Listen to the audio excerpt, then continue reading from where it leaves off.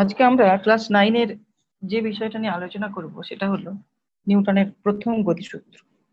তাহলে নিউটনের প্রথম গতিসূত্র আমাদের কি বলে? নিউটনের প্রথম গতিসূত্র আমাদের বলে যে বাইরে থেকে প্রযুক্ত বল দ্বারা কোনো বস্তুর অবস্থার পরিবর্তনে বাধ্য না করলে স্থির বস্তু চিরকাল স্থির আর গতিশীল বস্তু চিরকাল সমগতিতে সরল রেখায় গতিশীল থাকবে। তার মানে যদি একটা পাথর স্থির অবস্থায় থাকে, এবারে বাইরে থেকে যদি কোনো বল আমি প্রয়োগ না করি, ওই পাথরটা চিরকাল স্থিরই থাকবে। সাপোজ একটা বল সমবেগে ছুটছে বা এগিয়ে যাচ্ছে, বা মহাশূন্যে একটি পাথর বা একটা গ্রহাণুপুঞ্জ বা ধূমকেতু এগিয়ে যাচ্ছে।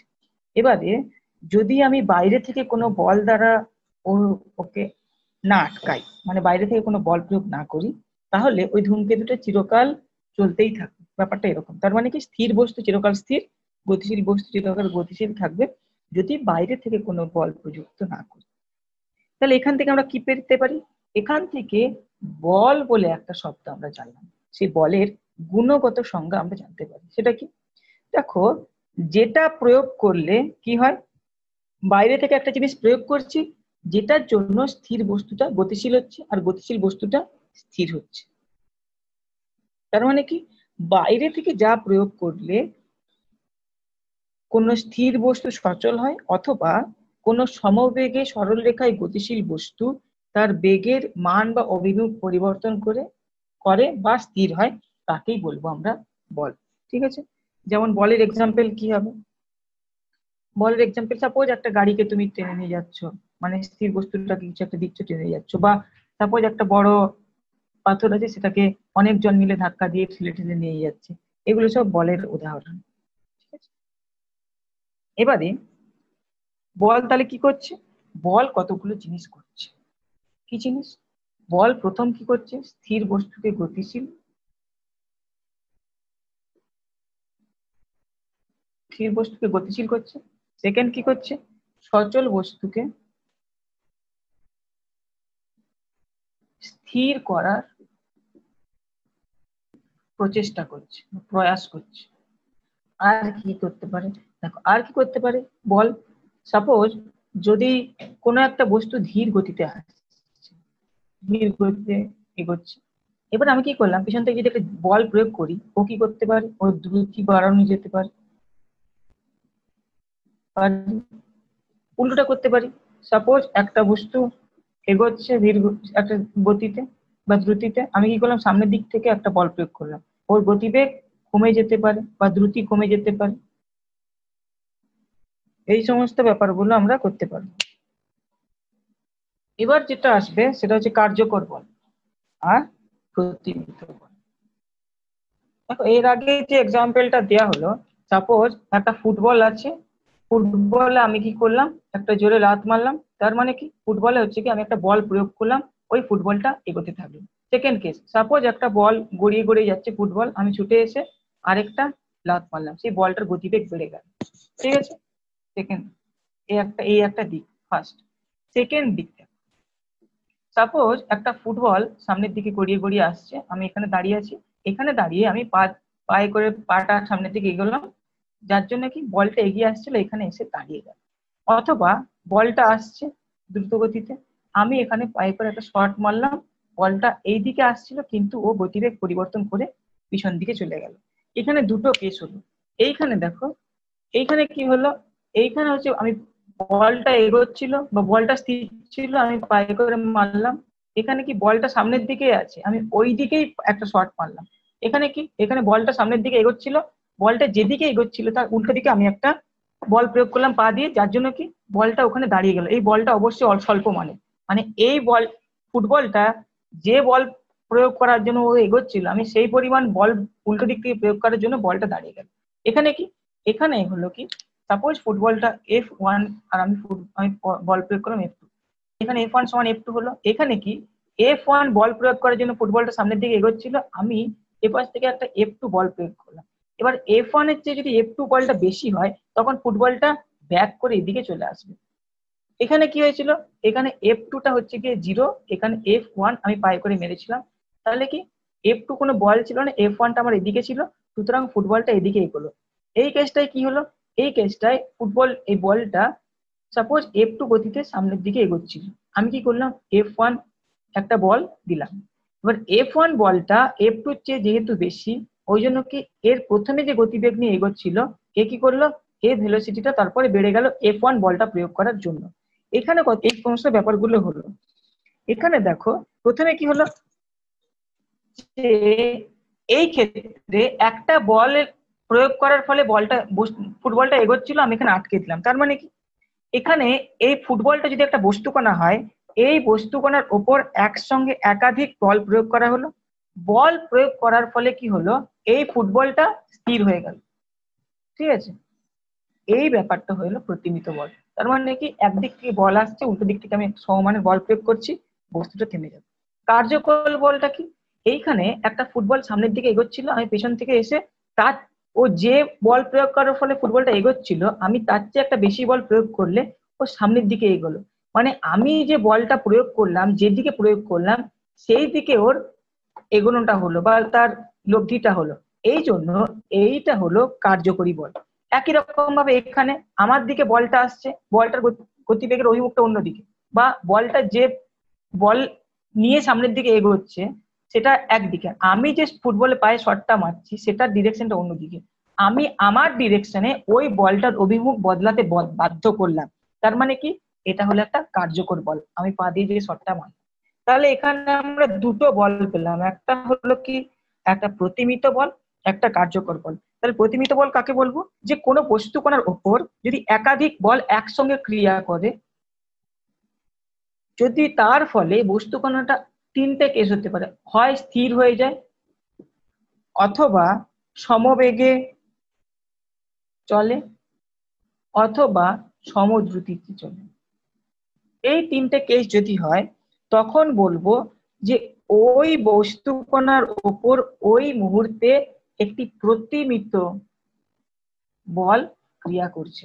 তাহলে এর উল্টোটা কি, যদি একটা বস্তুকণার উপরে দুই বা তার থেকে বেশি, মানে আমি এই বস্তুটা এদিকে এগোচ্ছিলাম, আমি এখানে আবার একটা বল দিলাম, দুই বা এদিক থেকে দিতে পারি, দুই বা তার চেয়ে বেশি যদি বল ওই বস্তুর উপর স্বতন্ত্রভাবে ক্রিয়াশীল হয়, স্বতন্ত্র হয় মানে কি, যে এই বলটার প্রয়োগের অভিমুখ এই বলটা নিয়ন্ত্রণ করবে না, বা এই বলটার প্রয়োগের অভিমুখ এই বলটার প্রয়োগের অভিমুখ নিয়ন্ত্রণ করবে না, মানে তিনটে আলাদা আলাদা বল যারা নিজেরা যেমন খুশি ভাবে ওই বস্তুটার উপর প্রয়োগ করতে পারে।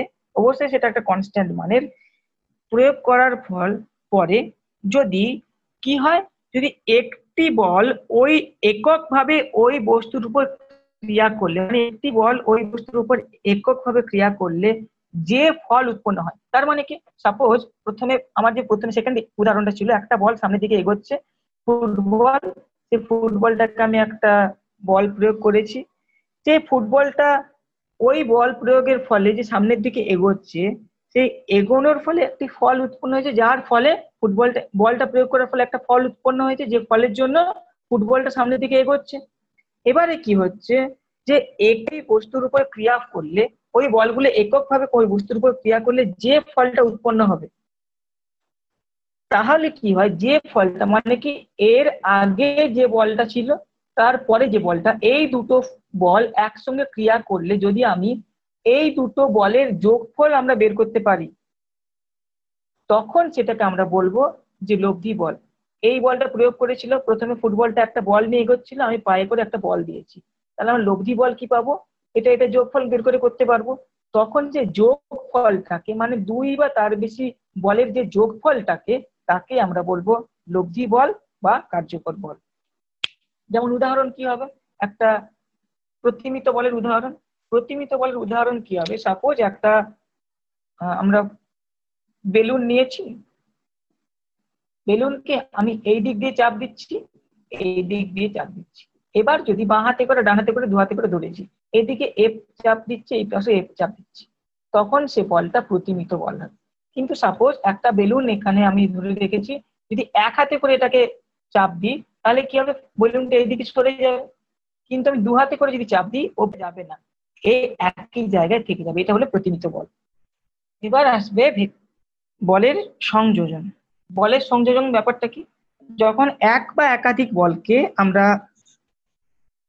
একসাথে যোগ করব বা যোগফল, এক বা একাধিক বলের আমরা একটা যোগফল বের করব, তখন সেটাকে বলে বলের সংযোজন। মানে কি, সাপোজ এইদিকে একটা বল ক্রিয়া করছে, আরেকটা বল এদিকে ক্রিয়া করছে, এই দুটো বলের যে লব্ধি বলটা পাবো সেটাকে আমরা বলবো বলের সংযোজন। মানে দুটো বল একসাথে যোগ করে যে ব্যাপারটা পাবো সেটা হচ্ছে সংযোজন। এবার যেহেতু বলের ক্ষেত্রে কি, বলের ক্ষেত্রে দুটো জিনিস আছে, একটা মান আর একটা হচ্ছে দিক। তার মানে বল একটা ভেক্টর রাশি। তার জন্য কি এই বলের যোগফল বা সংযোজনকে আমরা এক সাধারণ বীজগণিতিক নিয়ম, মানে সাধারণভাবে যোগ করে পাবো না, এর জন্য কিছু নিয়ম আছে। সেই নিয়মটা কি, প্রথমে আমরা তোমাদের যেটা আছে সেটা হচ্ছে সামান্তরিক সূত্র, বলের সামান্তরিক সূত্র, সেটা আমরা দেখব। বলের সামান্তরিক সূত্রটা কি? সাপোজ ধরো এই জায়গায় তুমি দাঁড়িয়ে আছো, দিয়ে কি করলে, এই দিকে একটা বল ক্রিয়া করলে, আর কি করলে, এই দিকে একটা বল। তখন এই দুটো বলের সংযোজন বা লব্ধি আমরা কখনোই এইটা যোগ করে বের করতে পারবো না। তার জন্য আমাদের কি করতে হবে, একটা সূত্র, যেটা যে বলের সামান্তরিক সূত্র। সাপোজ যদি বলের এইটা একটা বাহু হয়, এটা একটা বাহু হয়, আমরা কি করব, এই দুটো বাহুকে দিয়ে একটা সামান্তরিক আঁকার চেষ্টা করব। সামান্তরিক হয়ে গেল। এবার সেই সামান্তরিকের একটি কর্ণ, যে কর্ণটা কিনা যে দুটো বল আমরা নিয়েছিলাম ওই দুটো বলের সাথে সম্পর্কিত, সেই কর্ণটাই হচ্ছে গিয়ে এই দুটো বল। সাপোজ এটা যদি পি, এটা কিউ, এই দুটো বল হয়, ওই পি আর কিউর যে লব্ধি বলটা সেটা নির্দেশ করবে ওই যে সামান্তরিকটা এঁকেছি সেই সামান্তরিকের ওই কর্ণটা, অর্থাৎ R equal to P plus Q. এটা হচ্ছে গিয়ে আমার সামান্তরিক সূত্র। তাহলে সামান্তরিক সূত্র আমাদেরকে কি বলেছে, যে একই বিন্দুতে ক্রিয়ারত দুটি বল, এই যে একটা বিন্দু, এই বিন্দুতে দুটি বল পি আর কিউ ক্রিয়ারত হচ্ছে, এই একই বিন্দুতে ক্রিয়ারত দুটি বলের মান ও অভিমুখকে, এই যে মান আর অভিমুখ এইদিকে, এটার অভিমুখ এইদিকে, মান ও অভিমুখকে যদি ওই বিন্দু থেকে অঙ্কিত সামান্তরিক, ওই বিন্দু থেকে সামান্তরিক আঁকেছি, ওই বিন্দু থেকে অঙ্কিত সামান্তরিক দুটি সন্নিহিত বাহু দ্বারা অভিমুখ ও মানগতভাবে সূচিত করা যায়। এই একটা বাহু, এই একটা বাহু, এই দুটো বাহু দ্বারা এর মান আর অভিমুখকে আমরা সূচিত করছি। তবে ওই বাহুদ্বয়ের পাদবিন্দু, এই যে পাদবিন্দু মানে যে বিন্দুটা মিলেছে, ওই পাদবিন্দু দিয়ে অঙ্কিত সামান্তরিকের কর্ণ, এই যে এটা একটা কর্ণ, সেই কর্ণ দ্বারা এই বল দুটির লব্ধি বা সমষ্টি বলের মান ও অভিমুখ প্রকাশিত হবে। বুঝা গেল? তাহলে কি, একই বিন্দুতে ক্রিয়ারত দুটি বলের মান ও অভিমুখকে যদি ওই বিন্দু থেকে অঙ্কিত সরল সামান্তরিকের দুটি সন্নিহিত বাহু দ্বারা অভিমুখ ও মানগতভাবে সূচিত করা যায়, তবে ওই বাহুদ্বয়ের সাধারণ পাদবিন্দু দিয়ে অঙ্কিত সামান্তরিকের কর্ণ দ্বারা উক্ত বল দুটির লব্ধি বা সমষ্টি বলের মান ও অভিমুখ প্রকাশিত হবে। ঠিক আছে, এর একটা এক্সাম্পল, পাখি ওড়া। ব্যাপারটা কি, সাপোজ একটা পাখি উঠছে, এটা একটা পাখি, পাখির ডানা। এবার পাখি কি করছে, সামনের দিকে এগোচ্ছে, কিন্তু ওর ডানা দুটো, এটা একদিকে, এটা একদিকে। তাহলে এদের ডানা দুদিকে ঝাপটাচ্ছে, কিন্তু দেখা যায় পাখিটা সামনের দিকে এগোচ্ছে কেন? এই ডানাটা যদি পি বল, এই যে ডানাটা যদি কিউ বল হয়, তাহলে এদের লব্ধি বলটা কোন দিকে হবে, এই যে এই বরাবর, এই সামান্তরিক একটা আঁকি আমরা, এই বরাবর, ওই জন্য পাখি এগোচ্ছে কোন দিকে, ও লব্ধি বরাবর সামনের দিকে। বলের বিভাজন, বলের বিভাজন ব্যাপারটা কি, যে একটু আগে আমরা কি দেখলাম, একটা সামান্তরিকের কর্ণ দ্বারা আমি দুটো বলের লব্ধি বের করলাম। এবারে ঠিক তার বিপরীত পদ্ধতি অবলম্বন করে, তার মানে কি, আমাদের যদি শুধু লব্ধিটা থাকে, শুধু লব্ধিটা থাকলে আমি বাকি দুটো বাহুও নিশ্চয়ই বের করতে পারবো। এই সিস্টেমটাকে কাজে লাগিয়ে বা এই কনসেপ্টটাকে কাজে লাগিয়ে আমরা যে কোনো বলকে বিভাজন করতে পারবো। তার মানে কি, সাপোজ আমাদের একটা বল দেওয়া আছে, আমি এই বলটার দুটো অভিমুখ নিশ্চয়ই বের করতে পারি। এটা যদি আমি লব্ধি বল ধরে নিই, তাহলে এর এদিকে একটা উপাংশ থাকবে, এদিকে একটা উপাংশ থাকবে, ঠিক আগের মতোই, বা আগের মতোই, যে একটি সামান্তরিকের দুটো বাহু যদি দুরকম বল প্রয়োগ ক্রিয়া করে, তাহলে ওদের সামান্তরিকের কর্ণটা আমার লব্ধি বল দেবে। আমি কি করলাম, আমার এখানে লব্ধি বলটা আমার জানা আছে, তাহলে সেই লব্ধি বলকে কেন্দ্র করে আমি অবশ্যই এই দুটো ভাগে আমি ওই বলটাকে ভাঙতে পারি বা দুটো দিকে, এটাকেই বলা হলো বিভাজন। আর এই বিভাজিত অংশ মানে এই একটা বিভাজিত অংশ, এই একটা বিভাজিত অংশ, এই দুটোকে বলবো আমরা উপাংশ। এই এই উপাংশ ব্যাপারটা লম্ব উপাংশ আর আনুভূমিক উপাংশ হয়। আনুভূমিক উপাংশ কাকে বলে, যেটা হচ্ছে গিয়ে আমাদের ভূমির সঙ্গে সমান্তরাল সেটাকে আনুভূমিক, আর ভূমির সঙ্গে যেটা লম্ব সেটাকে আমরা বলবো লম্ব উপাংশ। এই লম্ব উপাংশ আনুভূমিক উপাংশের বিষয়ে হচ্ছে কি তোমরা ক্লাস 11-এ ব্যাপারটা পড়বে। এর একটা সাধারণ উদাহরণ কি, আমরা যখন হাঁটি, সাপোজ আমরা যখন হাঁটি আমরা কি করি, আমাদের পা তো এরকম করে পড়ে, তার মানে আমরা কি করি, আমরা যখন হাঁটি তার যখন সামনের পাটা বা পিছনের সামনের পাটা ফেলি এই দিকে আমরা বল প্রয়োগ করি, কিন্তু তবুও আমরা এগিয়ে যাই কি করে, তার জন্য এইদিকে একটা আনুভূমিক ভাবে একটা উপাংশ বিভাজিত হয় আর উলম্ব ভাবে একটা উপাংশ বিভাজিত হয়। তাদের রেজাল্টেন্ট ফোর্সের জন্য আমরা ওখানে সামনের দিকে এগোতে পারি। এবারে পিছনের পায়ের ক্ষেত্রে সাপোজ পিছনের পা থেকে কি হয়, একটা বল ক্রিয়া করে, তার যে প্রতিক্রিয়া বলটা এদিকে হয়, আমাদের কি হয় এই প্রতিক্রিয়া বলটা এদিকে হলে তার দুটো উপাংশ, একটা আনুভূমিক একটা উলম্ব, এই আনুভূমিক উপাংশটা আমাদের সামনে এগিয়ে নিয়ে যেতে সাহায্য করে। এবারে হচ্ছে গিয়ে জাঢ্য। প্রথম গতিসূত্র থেকে আমরা জাঢ্যের ধারণা যেটা পেয়েছি, প্রথম গতিসূত্র আমাদের কি বলেছে, যদি কোনো বস্তু স্থির থাকে তাকে বাইরে থেকে বল প্রয়োগ না করলে সে স্থির থাকবে, যদি কোনো বস্তু সামনে থেকে এগোতে থাকে তাকে বাইরে থেকে বল প্রয়োগ না করলে সে যেরকম ভাবে চলছিল সে চলতে থাকবে যদি কোনো বাধা না পায়। তার মানে কি, স্থির বস্তু কখনো চলে না, স্থির বস্তু চিরকাল স্থির থাকে। এই ব্যাপারটা থেকে যে স্থির বস্তু চিরকাল স্থির থাকছে, স্থির থাকছে মানে কি তার মধ্যে কিছু একটা স্বভাব বা ধর্ম আছে, তাই না, সেই স্বভাব বা ধর্ম তার মধ্যে ইনক্লুডেড আছে, যেই জিনিসটা কি করছে তাকে বা তার অস্তিত্বটাকে ওখানে বোঝাচ্ছে। ব্যাপারটা কি, ওই কোনো বস্তুর মধ্যে যে পরিমাণ পদার্থ আছে তাকে আমরা কি পদার্থ, তাকে আমরা জড় পদার্থ বলে জেনেছি। এবারে যে জিনিসটা তাকে স্থির হিসেবে বসিয়ে রাখার প্রবণতা দেখাচ্ছে, বা যে জিনিসটা তাকে বল প্রয়োগ না করার ফলেও সে বল প্রয়োগ না করার জন্য সে চুপ করে বসে আছে, এই জিনিসটা হলো স্থিতি। এই স্থিতি ব্যাপারটা আরেকটা হলো কি, যে আরেকটা জিনিস যে আমরা তাকে বল প্রয়োগ করছি সে ধীরে ধীরে ধীরে ধীরে এগোচ্ছে, এই ব্যাপারটাকে বলা হয় গতি। এই স্থিতি গতির ব্যাপারটা থেকে জাঢ্য ব্যাপারটা আসে। জাঢ্য ব্যাপারটা কি, জাঢ্য ব্যাপারটা হচ্ছে গিয়ে যে ওই স্থির হয়ে বসে থাকছে এই প্রবণতাটা হচ্ছে গিয়ে ওকে বলা, ওই প্রবণতাটাকে বলা হয় জাঢ্যতার পরিমাপ। সাপোজ তোমরা যখন ক্যারাম খেলো তখন একটা ক্যারামের গুটি প্রথমে কি স্থির অবস্থায় থাকে, এবারে তার গুটির উপর আরেকটা, তার গুটির উপর আরেকটা, তার গুটির উপর আরেকটা যখন সাজিয়ে হঠাৎ করে স্ট্রাইকার দিয়ে একটাকে মারো, ও কি করে একবারে নিচের গুটিটা পিছলে যায়, কিন্তু তার উপরের গুটিগুলো স্থির হয়ে ঠিক তার নিচে পড়ে যায়। তার মানে কি, এই বস্তুটা স্থির হয়ে থাকার একটা প্রবণতা আছে, এই জিনিসটাকে বলা হচ্ছে জাঢ্য। এই জাঢ্যতার উদাহরণ কি হতে পারে, এই জাঢ্যতার আরো উদাহরণ হতে পারে তোমার সাপোজ এই পোস্ট কার্ডের এক্সাম্পলটা কি, একটা গ্লাস আছে, গ্লাসের উপরে একটা পোস্ট কার্ড রেখেছো, এই পোস্ট কার্ডের উপরে একটা 5 টাকার কয়েন রেখেছো। এবার হঠাৎ করে যদি পোস্ট কার্ডটাতে তুমি আঙুলে করে টোকা মারো ক্যারাম খেলার মতো, দেখবে এই 5 টাকার কয়েনটা এর সঙ্গে চলে যাচ্ছে না, ও কি করছে ঠিক নিচে পড়ছে। তার মানে কি, ওর একটা চুপ করে বসে থাকার প্রবণতা আছে, এই ব্যাপারটাকে বলা হচ্ছে জাঢ্য। এই জাঢ্য কত রকমের, জাঢ্য হচ্ছে কি স্থিতি জাঢ্য, একটা হচ্ছে গিয়ে গতিজাঢ্য। গতিজাঢ্য ব্যাপারটা কি, আমরা যখন বাসে যাই হঠাৎ করে যদি বাসটা ব্রেক কষে যায় তখন কি হবে, আমরা হঠাৎ করে যদি ব্রেক কষে দেয় আমরা হুমড়ি খেয়ে পড়ি। কেন হুমড়ি খেয়ে পড়ি, আমরা যে বাসের মধ্যে যাচ্ছিলাম, বাসের সাথে বাসের উপর বসেছিলাম, আমাদের নিজেদের গতিটাও বাসের গতির সঙ্গে মিশেছিল।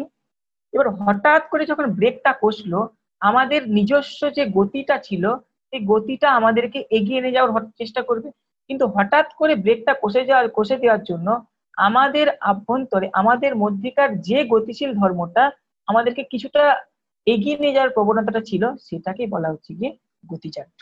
এই গতিজাড্যের এক্সাম্পল কি, যে সাইকেল চালাতে চালাতে প্যাডেলটা যদি বন্ধ করে দিই, সে সাইকেলটা নিজের মতো করে এগোতে থাকে, এটা একটা গতিজাড্যের উদাহরণ।